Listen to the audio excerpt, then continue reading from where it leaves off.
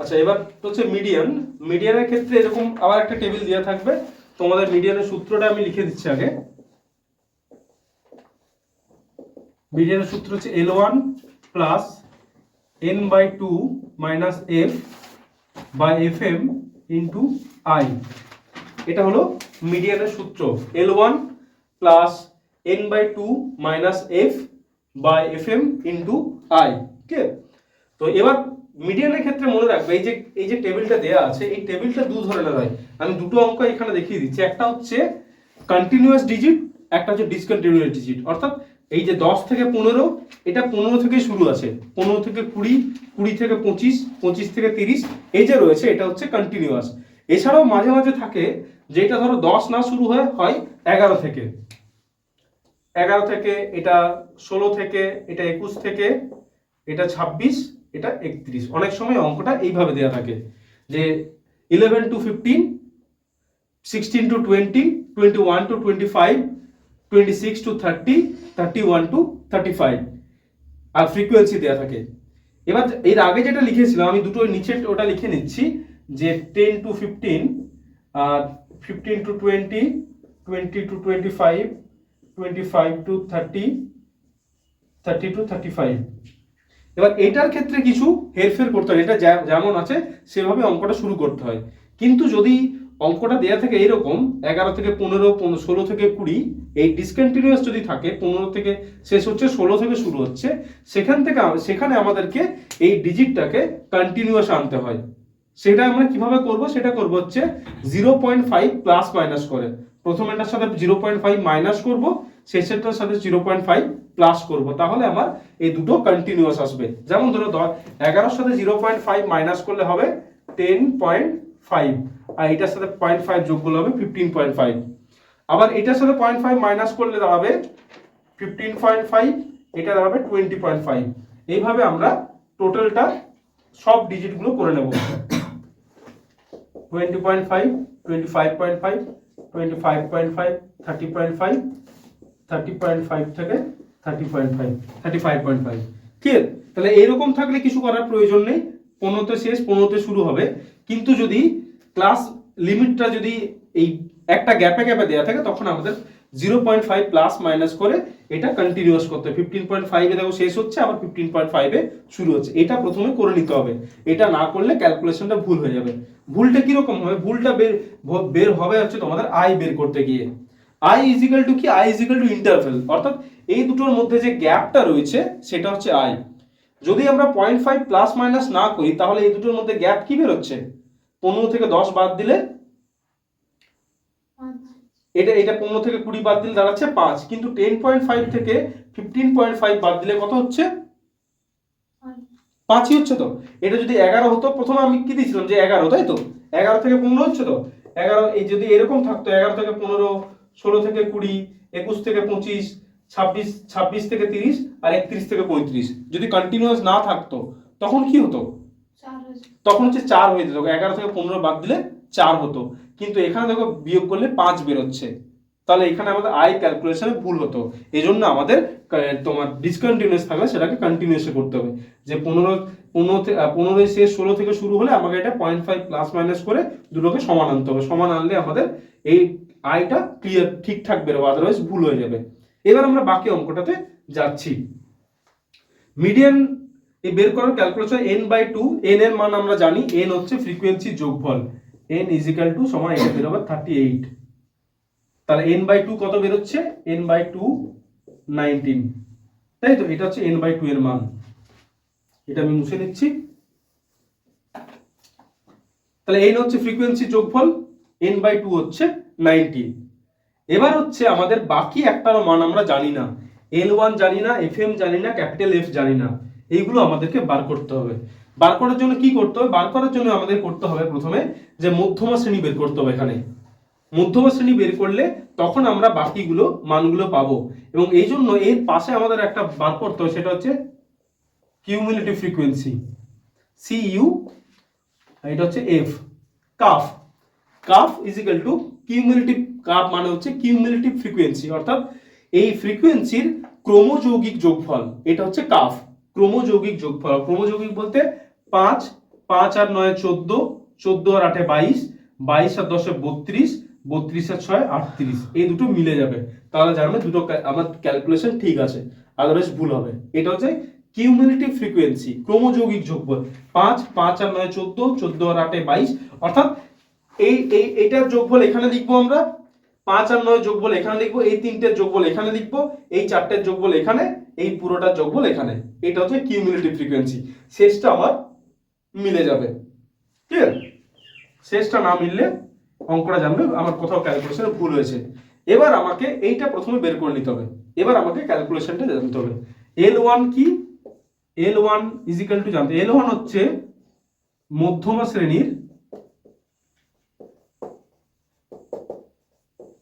নিম্ন সীমান্ত।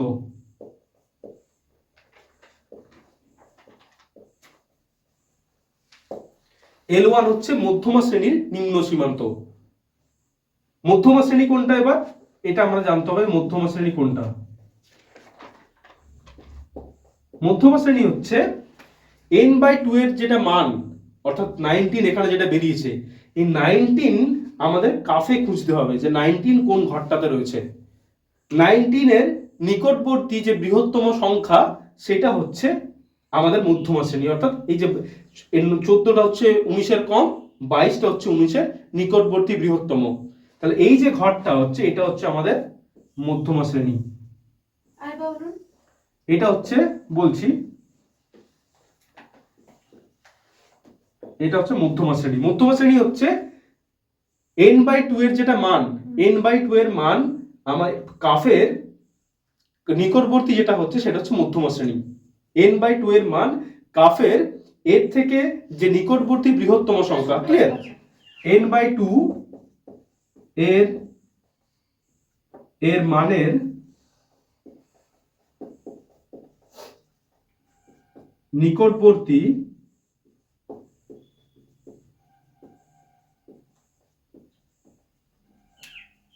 বৃহত্তম সংখ্যা, এটা হচ্ছে আমাদের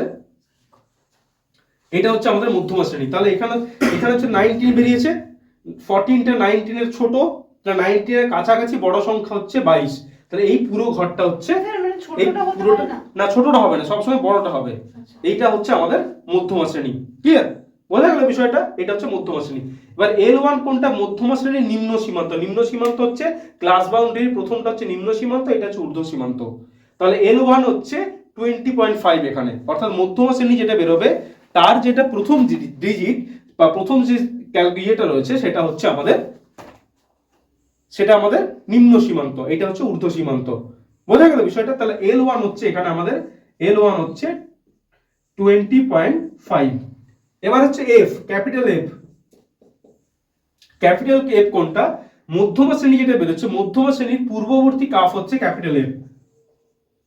মধ্যমা শ্রেণীর পূর্ববর্তী কাফের মান, পূর্ববর্তী কাফের মান হচ্ছে, অর্থাৎ 22, এই ঘরটা মধ্যমা শ্রেণী, এর আগের যে কাফের মান অর্থাৎ 14, এটা হচ্ছে আমাদের ক্যাপিটাল F। আর FM হচ্ছে মধ্যমা শ্রেণীর ফ্রিকোয়েন্সি, মধ্যমা শ্রেণীর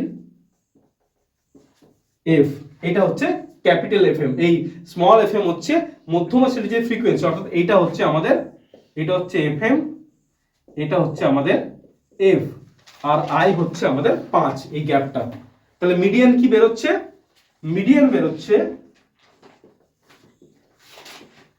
L1 plus n/2 minus F FM into I। এটা হচ্ছে ক্যালকুলেশন, এটা হচ্ছে সূত্র। সে সূত্র অনুযায়ী L1 হচ্ছে 20.5, এটা হচ্ছে আমাদের L1, তাহলে 20.5 প্লাস n/2 হচ্ছে 19 মাইনাস 14/8 ইন্টু 5, এটা হচ্ছে 20.5 প্লাস 5 ইন্টু 5/8, তাহলে এটা বেরোবে হচ্ছে 20.5 প্লাস 25/8, 20.5 প্লাস 24, 10 আর 2 8 8 10, 125, বা আমরা দুটো ডিজিট লিখলেও হবে, 12 লিখলেও হবে, এটা 125 বেরোচ্ছে, 12 লিখলেও আর 12 লিখলেও হবে। তাহলে এটা হচ্ছে আমাদের টোটাল হচ্ছে 23.62, এটা হচ্ছে আমাদের অ্যান্সার। বোঝা গেল বিষয়টা? আমি আবার বলছি যে মিডিয়ানের ক্ষেত্রে আমাদের ক্লাস লিমিট দেওয়া থাকলে ক্লাস বাউন্ডারি বের করতে হয়, অর্থাৎ ডিজিটটা যদি কন্টিনিউয়াস না থাকে আমাদের 0.5 প্লাস মাইনাস করে আমাদের কন্টিনিউয়াস করতে হবে। এটা হচ্ছে এবার করে নেওয়ার পর আমাদের মিডিয়ানের সূত্র হচ্ছে L1 plus n/2 minus f by fm into i। i হচ্ছে ক্লাস বাউন্ডারির মধ্যে যে গ্যাপটা রয়েছে, যে ইন্টারভেলটা রয়েছে সেটা হচ্ছে i। এই দুটোর মধ্যে যে গ্যাপ রয়েছে 5, এটা হচ্ছে i।